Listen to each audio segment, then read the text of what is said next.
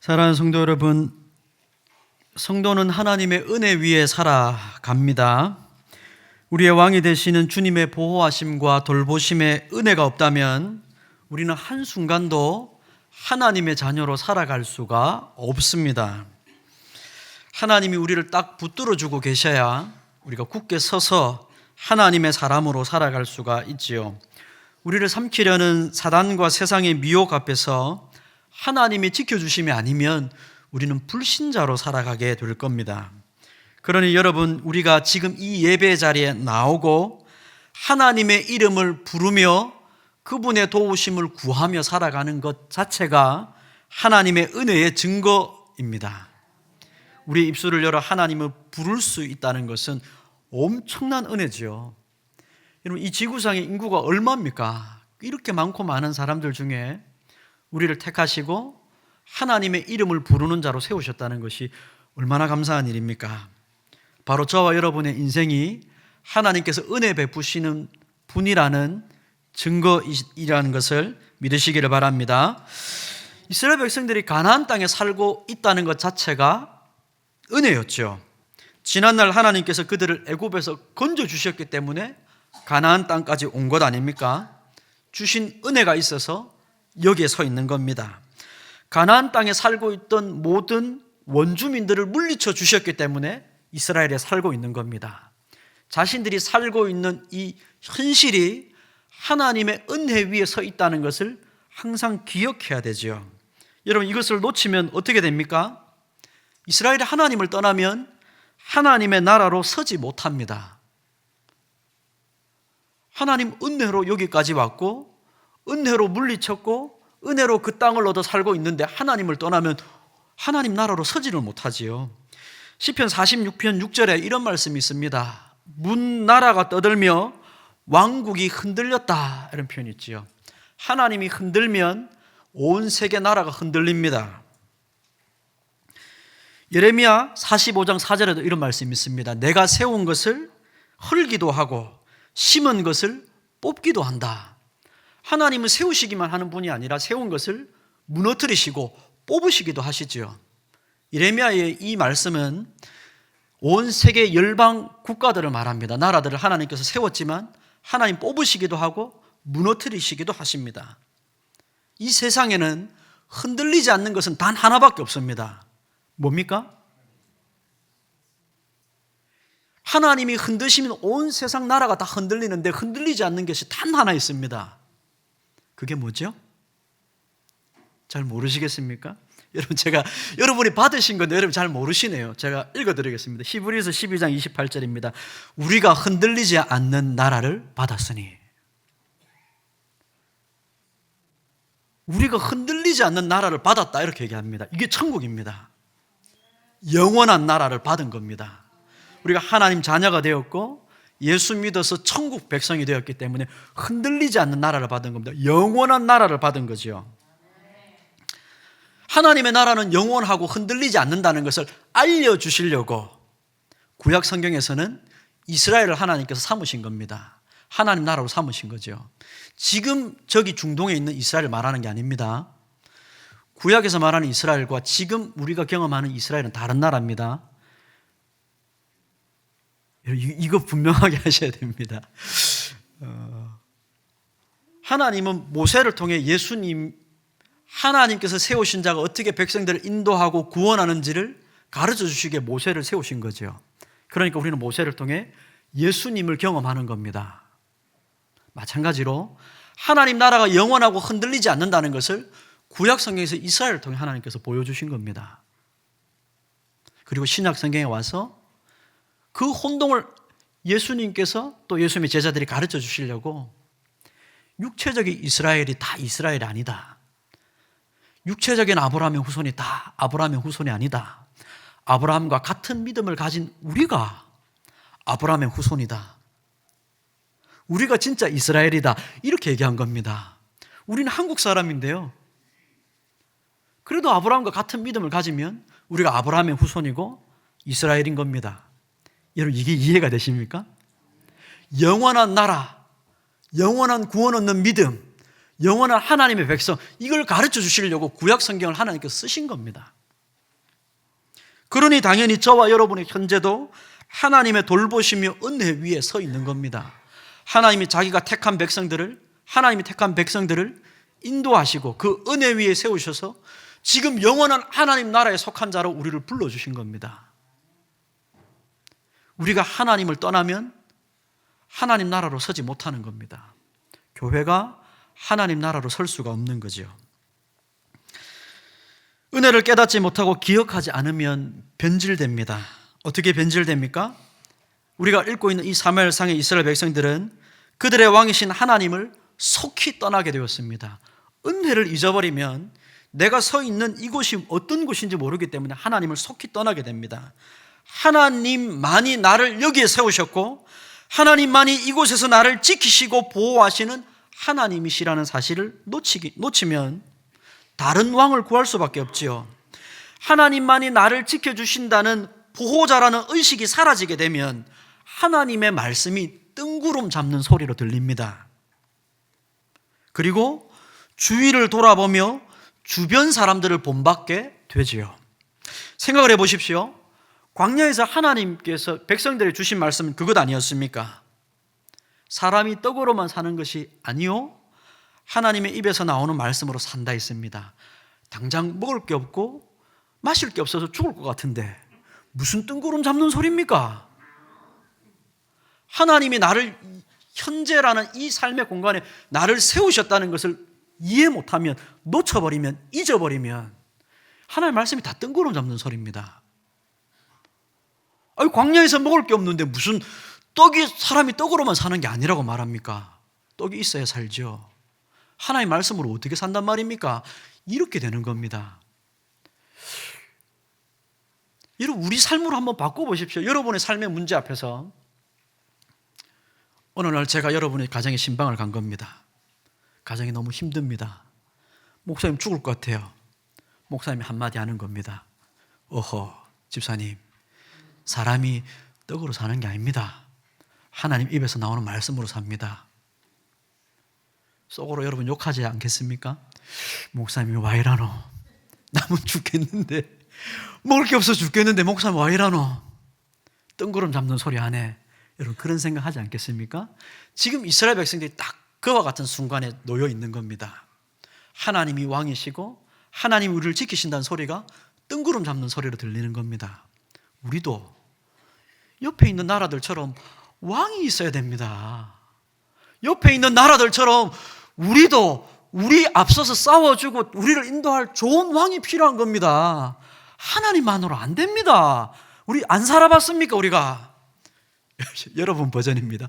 우리가 안 살아봤습니까? 아마 사울이 젊었으니 이 사무엘보다 더 나이가 드신 분들은 그래 안 했겠습니까?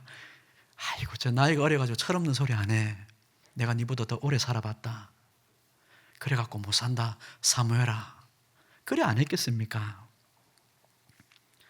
하나님이 베푸신 은혜로 내가 살아왔고 하나님의 은혜로 내가 여기 서 있다는 이 사실을 잊어버리면 사람들은 하나님이 보이지 않기 때문에 주변에 눈을 돌릴 수밖에 없습니다. 옆에 있는 나라가 어떻게 살아가는지, 옆에 사람들은 어떻게 해서 이 많은 부를 획득했는지 여기에 눈이 돌아갈 수밖에 없죠. 이스라엘은 그래서 하나님을 잊었습니다. 주위를 돌아보고 주변 세상 나라들을 본받기 시작한 거죠. 우리도 저들처럼 왕이 있어야 되겠습니다. 여러분의 말로 바꾸십시오. 이스라엘은 왕을 달라고 했지만 여러분의 말로 바꿔야 됩니다. 여러분이 주변 믿지 않는 사람들을 보고 나도 저들처럼 되고자 하는 마음,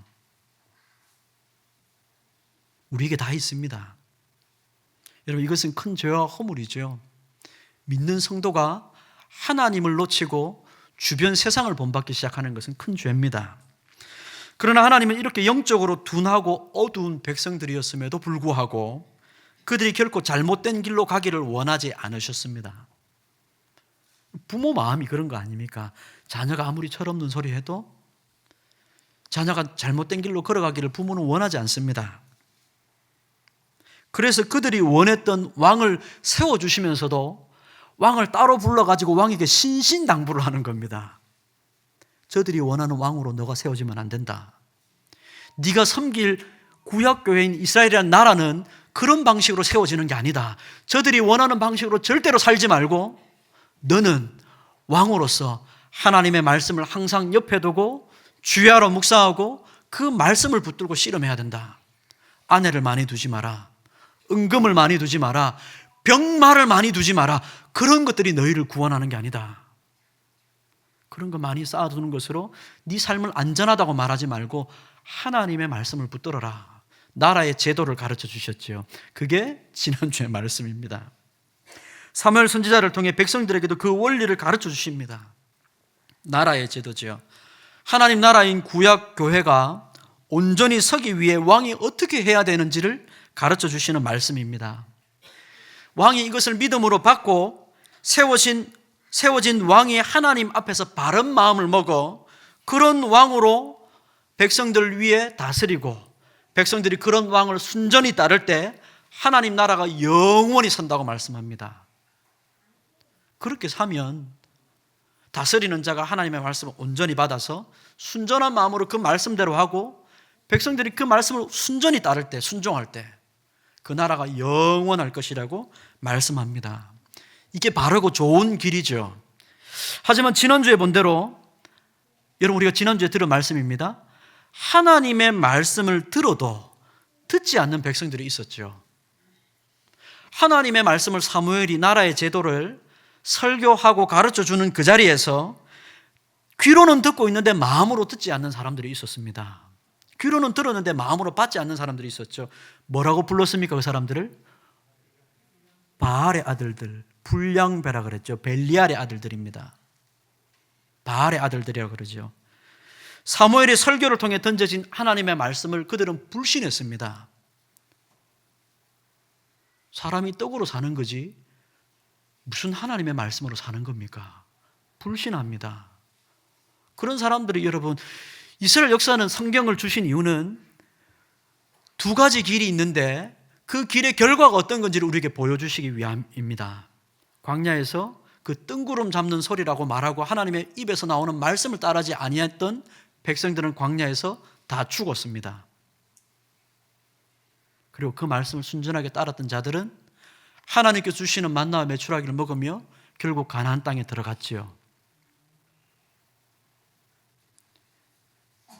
사무엘의 설교를 불신했던 사람들은 그들이 원하는 것은 이런 것이라고 말합니다. 우리는 하나님 그런 왕을 원하지 않습니다.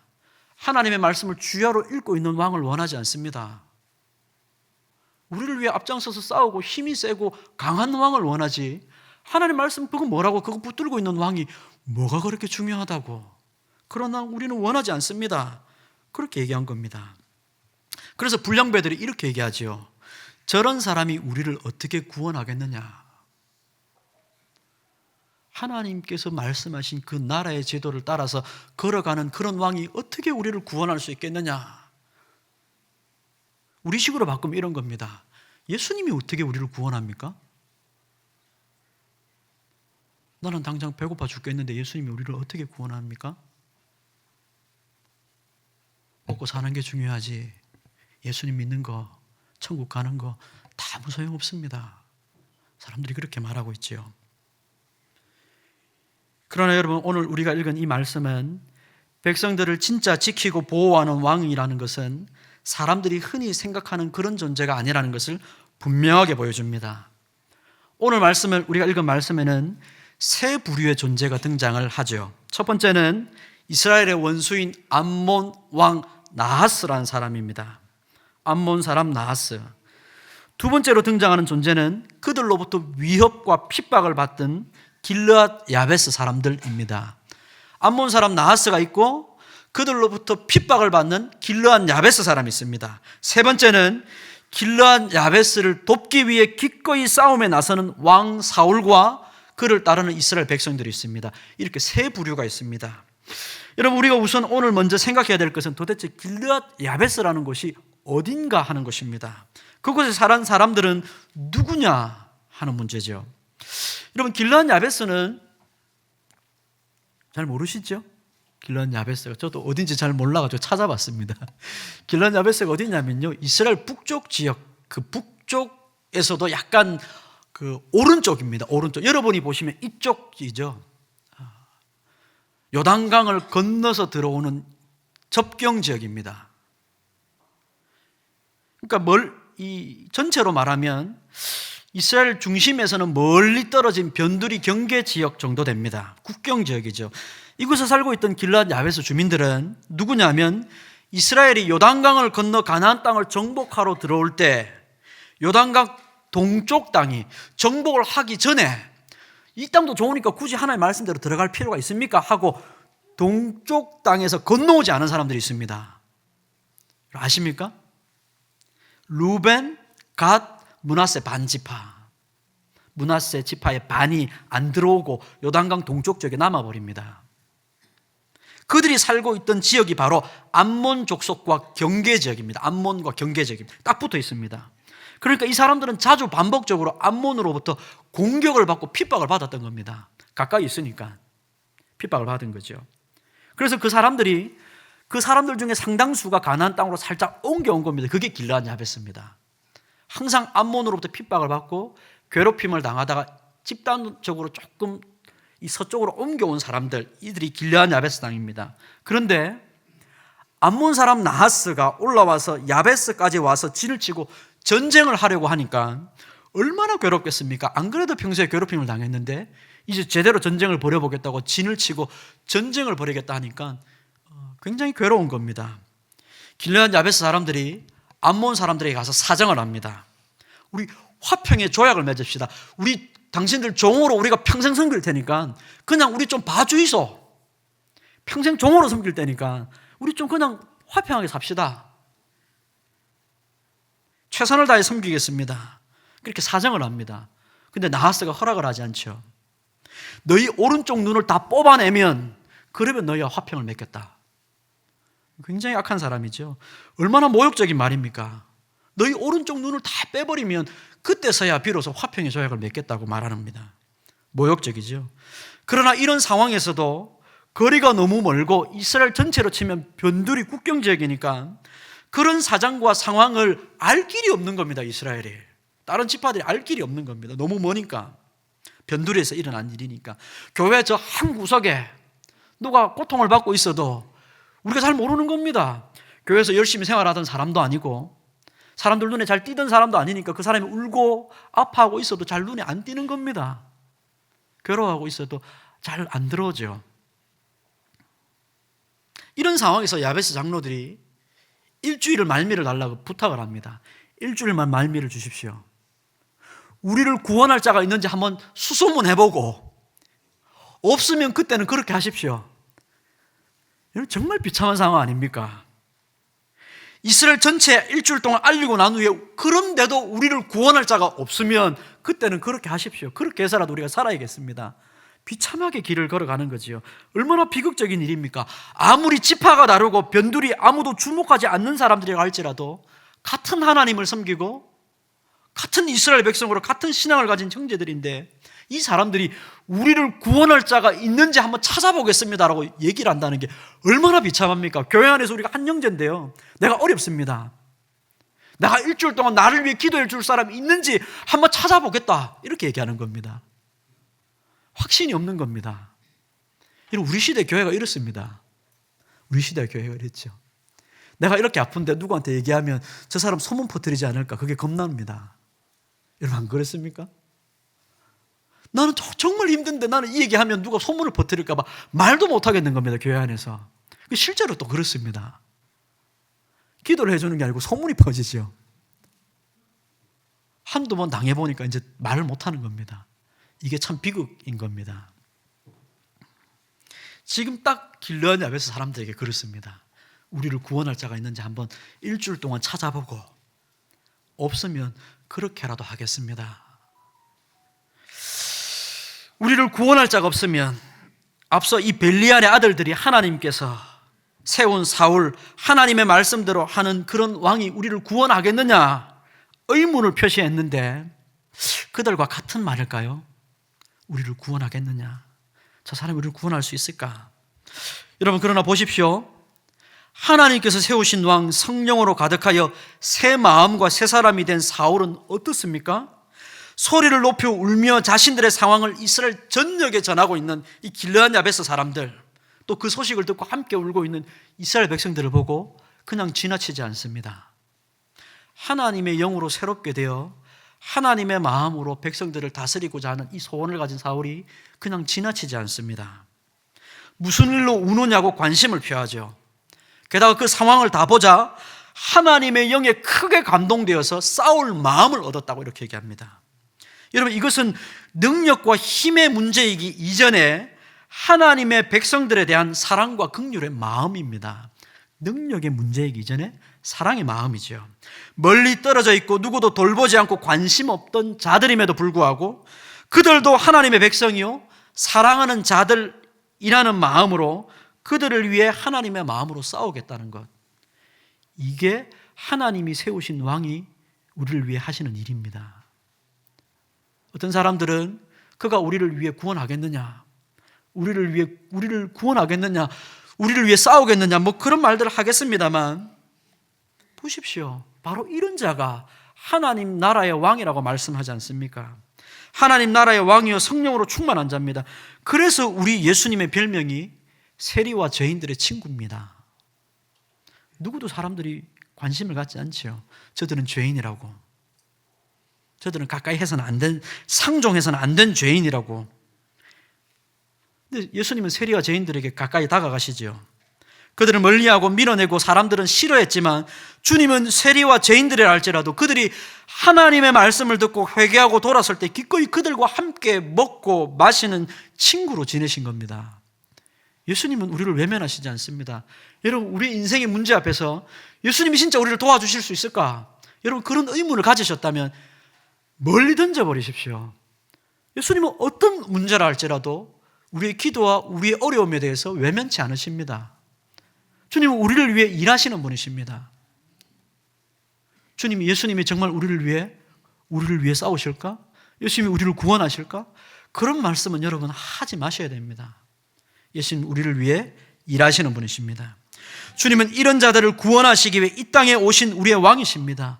저와 여러분도 성령으로 충만하여 고통받고 소외당하는 같은 하나님 교회의 형제들에게 관심과 사랑으로 우리 주님처럼 다가가야 됩니다. 이것이 저와 여러분에게 주시는 교훈입니다. 둘째로 암몬 사람 나하스에 대해서 좀 더 생각을 해보죠. 여러분, 이 나하스란 이름의 뜻이 뭐냐면 뱀입니다. 뱀. 나하스란 이름의 뜻은 뱀이라는 뜻입니다. 하나님 나라인 교회를 항상 무너뜨리려고 하는 뱀은 성경 곳곳에 있지요. 가장 대표적인 장소가 에덴입니다. 하나님이 세우신 에덴 교회를 무너뜨리려고 뱀이 찾아오죠. 하나님의 교회인 백성들을 하나님 창조하시고 아담을 통해 그 에덴 교회를 지키게 하셨습니다. 그러나 뱀인 사단이 에덴 교회의 성도인 하와를 유혹하고 공격할 때 아담은 교회를 지키는 일을 실패했습니다. 하나님께서 주신 말씀 선악과를 먹는 날에는 정녕 죽으리라는 말씀을 늘 아담이 묵상을 하고, 이걸 먹으면 정녕 죽는다는 하나님의 말씀을 늘 묵상하고 주야로 묵상하고 그 말씀을 따라서 백성들을 가르치고 보호했어야 되는데 왕인 아담이 실패합니다. 성도인 하와를 지키는 일에 실패하죠. 그리고 이제 다시 뱀은 하나님의 교회를 공격하고 있습니다. 하나님 나라 구약교회인 이스라엘을 공격하는 뱀 나하스가 이스라엘을 공격하고 있을 때 누가 이스라엘을 지켜야 합니까? 당연히 하나님께서 세우신 왕이지요. 불량배처럼 하나님의 말씀대로 하는 왕은 아무런 소용없는 겁니까? 불량배들은 하나님의 말씀대로 하는 왕은 우리를 지킬 수 없습니다. 정말 그렇습니까? 오늘 말씀해 보면 그렇지가 않지요. 하나님의 영에 감동되어서 그분의 말씀을 따르고 순종하는 왕, 바로 그가 하나님의 백성들을 지킬 수 있는 겁니다. 바로 그분이 하나님의 백성들을 지킬 수 있죠. 아담은 실패했지만 하나님의 말씀을 주야로 묵상하며 그 말씀에 순종하며 하나님의 길로 백성들을 인도하는 왕은 지킬 수 있습니다. 사람이 떡으로만 사는 것 같아도 아닙니다. 여러분, 믿음을 가지시기 바랍니다. 우리는 우리 인생을 떡이나 돈이나 명예나 인생의 성공에 의지해서는 안 됩니다. 오직 죽기까지 아버지의 순종하신 우리 주님께 우리 자신의 삶을 맡겨야 됩니다. 그분께서 오라고 하는 곳으로 따라가야 합니다. 왕을 따라가야 하죠. 주님처럼 사는 것이 망하는 것처럼 보여서, 여러분, 제가 예전에 말씀드렸나요? 제가 굉장히 좋아하는 소설가가요, 이분은 천주교 신자인데 그렇게 얘기합니다. 이 성탄절에 그렇게 얘기했습니다. 많은 사람들이 아기 예수의 탄생을 그렇게 좋아하면서도 누구도 자기 자녀가 예수님처럼 사는 것은 원하지 않는다. 예수님처럼 고난받고 예수님처럼 어렵게 살아가는 것을 원하지 않는다. 저는 동의합니다. 사람들이 그렇게 살죠. 그러나 여러분, 그렇지 않습니다. 왕을 따라가야 되죠. 주님처럼 사는 것이 망하는 것처럼 보여서 가면 안 되는 것처럼 보이지만 왕이신 주님을 따라가면 사는 겁니다. 누구든지 제 목숨을 구원하고자 하면 잃을 것이라 했습니다. 자기 목숨 얻으려고 주님의 길을 따르지 않으면 그 목숨을 잃을 겁니다. 그러나 누구든지 나를 위하여 제 목숨을 잃으면 얻을 것이라고 말씀하셨습니다. 자기 목숨을 보존하고자 하는 자는 잃을 것이요 잃는 자는 살리라고 하신 우리 주님의 말씀을 여러분 기억하십시오. 우리를 뱀으로부터 지키실 왕은 주님밖에 없다는 것을 믿으시고 주님께만 내 인생을 드리기로 여러분 결단하시고 헌신하시고 순종하시는 여러분이 되시기를 바랍니다. 여러분, 이 일을 위해서 우리에게는 믿음 안에서 하나님을 두려워함이 있어야 됩니다. 이 일을 위해서 우리에게는 믿음 안에서 하나님을 두려워하는 것이 필요하죠. 7절 말씀을 보십시오. 이 사울이 한 겨리의 소를 잡아 각을 뜨고 전령들의 손으로 그것을 이스라엘 모든 지역에 두루 보내어 이르되 누구든지 나와서 사울과 사무엘을 따르지 아니하면 그의 소들도 이와 같이 하리라 하였더니 여호와의 두려움이 백성에게 임하매 그들이 한 사람같이 나왔다, 이렇게 얘기합니다. 길르앗 야베스를 돕는 사람들을 돕는 전쟁을 위해 사울이 백성들을 소집하는 거죠. 소를 잡아 각을 뜨고 보낸 겁니다. 우리를 따르지 않으면, 나를 따르지 않으면, 사무엘을 따르지 않으면 너희들의 소들도 이렇게 될 거다. 여러분, 이거 겁박이나 협박이 아닙니다. 나 안 따라오면 내가 칼 들고 해서 너희 소들도 다 잡아 죽인다. 협박하는 게 아니라 여러분, 이 길이 어떤 길인지를 보여주는 말씀이죠. 주님의 말씀과 같은 것입니다. 자기 목숨을 보존하고자 하는 자는 잃게 될 것인데 믿음의 눈으로 보지 못하여서 사는 길이 뭔지, 죽는 길이 뭔지를 제대로 보지 못하면 광야에서 떡떡떡 하다가 죽을 것이고 광야에서 고기 달라고 하다가 죽을 것이라고 말씀하는 겁니다. 왕을 의지하고 그분께 내 인생을 맡길 때 도리어 영생과 구원의 길이 있다는 것을 가르쳐 주시는 말씀이지요. 그러나 여러분, 여기 이 7절에 말하는 백성들에게 임한 여호와의 두려움은 협박으로 인한 두려움이 아닙니다. 이러다가 나도 내 소 죽으면 어떡하지? 그런 두려움이 아니라 성령님께서 하나님을 따르지 않는 인생에게 임할 결말, 영적으로 느끼게 하신 거죠. 하나님을 따르지 아니할 때 내 인생이 어떻게 될 것인가에 대한 두려움.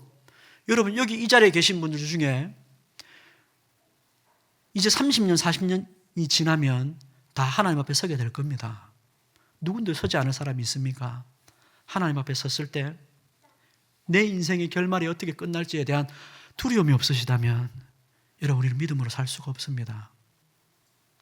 하나님 앞에 내가 섰을 때 내 인생이 어떻게 될 것인지에 대한 두려움, 이 두려움을 성령님이 우리에게 주셔야 우리가 믿음으로 하나님을 따라갈 수 있는 것 아닙니까? 이런 영적 감각이 우리 영혼 속에서 솟아나지 않으면 하나님 말씀은 그저 지루한 소리가 될 겁니다. 뜬구름 잡는 소리가 될 거죠. 내 삶에 아무런 영향도 없고 주님을 따르는 일은 먼 옛날의 사람들에나 해당되는 일이지, 그때랑 지금은 시대가 달라져서 목사님 그렇게 못 삽니다, 그렇게 말하게 될 겁니다. 오늘 저와 여러분에게 성령님께서 이 거룩한 두려움, 부르심의 소망, 하나님 나라의 한 형제된 자들에 대한 사랑, 긍휼의 마음을 부어주셔서 우리 인생의 주인 되시는 예수님만을 따르며 의지하는 복된 백성 되기를 주님의 이름으로 축복합니다. 기도하겠습니다. 자비로우신 하나님 아버지, 약하고 약한 우리에게는 세상을 두려워하는 마음이 늘 있습니다. 사람들을 두려워하고 세상을 두려워하고 우리 장래의 일을 두려워합니다. 그러나 정작 하나님을 두려워하지 않습니다. 주여, 우리에게 믿음을 다해 주셔서 아버지, 이 세상이 아니라 하나님을 두려워하는 마음으로 하나님의 말씀대로 걸어가게 도와주시옵소서. 주님을 따라갈 때 참된 생명이 있고 참된 복이 있는 것을 우리가 믿고 확인하게 도와주시옵소서.